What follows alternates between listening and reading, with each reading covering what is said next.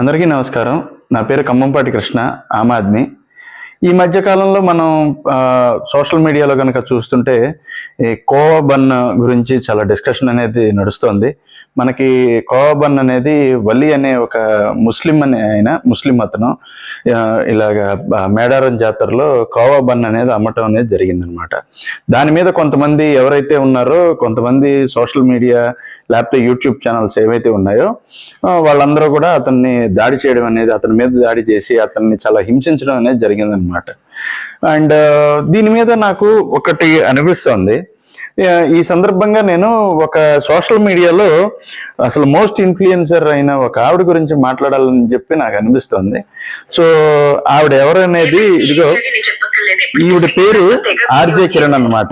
ఈవిడ పేరు ఆర్జే కిరణ్ అనమాట. ఈవిడ పేరు ఆర్జే కిరణ్ అంటే ఏంటంటే, ఆర్జే కిరణ్ అని సోషల్ మీడియాలో ఉంటుందన్నమాట. సో ఈవిడ పని ఏంటంటే, మామూలుగా ఎక్కడైతే ముస్లిమ్స్ ఉన్నారో వాళ్ళందరి మీద కూడా విషం జల్లే కార్యక్రమం అనేది ఈవిడ ప్రతిసారి కూడా చేస్తుందన్నమాట. నాకు ఎందుకు ఈవిడ పోనీ ఓకే, ఇక్కడ నేను ఆవిడ చెప్పిన దాంట్లో నేను అన్నీ కూడా తప్పు పట్టట్లా. ఎందుకు అంటే, నిజంగా ముస్లిమ్స్ ఎవరైనా అక్బరుద్దీన్ ఓవైసీ కానీ లేకపోతే అసదుద్దీన్ ఓవైసీ వీళ్ళు ఎవరైనా సరే హిందువుల్ని చంపాలనో లేకపోతే హిందువుల్ని మేము 15 నిమిషాలు ఇస్తే ముగిస్తామనో మొత్తం క్లోజ్ చేస్తామనో భారతదేశానికి ముస్లిమ్స్ అవ్వాలనో ఇలాంటి వాటి మీద మాట్లాడినప్పుడు నేను పెద్దగా ఓకే, ఎవరి ఇష్టం వాళ్ళది, ఎవరి అభిప్రాయం వాళ్ళది అని చెప్పి అనుకున్నా. కానీ కోవా బన్ ఎవరైతే కోవా బన్ చేసిన వల్లి మీద అసలు అతను అమ్మే 10 రూపాయల కోవా బన్ గురించి ఎక్కడెక్కడికో ఎస్డిపిఐ దాకా వెళ్ళిపోయి అతను ఎస్డిపిఐ కార్యకర్తని ఏదో ఒక ఫోటో ఏదో చూపించి ఎస్డిపిఐ కార్యకర్తలు అని చెప్పేసి అది కేరళలో దాన్ని ఎస్డిపిఐ సంస్థని క్లోజ్ చేశారని చెప్పేసి ఈ రకంగా ప్రచారం అనేది జరిగిందనమాట. సో ఇక్కడ నేను ఈ సందర్భంగా నేను ఆవిడకి ఒకటే క్వశ్చన్ చేసేది ఏంటంటే, మామూలుగా 10 రూపాయలు కోవా బన్ అన్నప్పుడు ఏంటంటే అందులో 10 రూపాయలు తినేవాళ్ళు కూడా ఉంటారు కదా.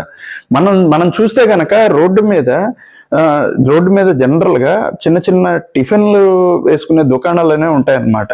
అది ఎవరి పరిస్థితిని బట్టి వాళ్ళు ఆ కోవా బన్లు తినడమే, ఆ టిఫిన్లు తినడమే ఏదో ఒకటి చేస్తూ ఉంటారు అనమాట.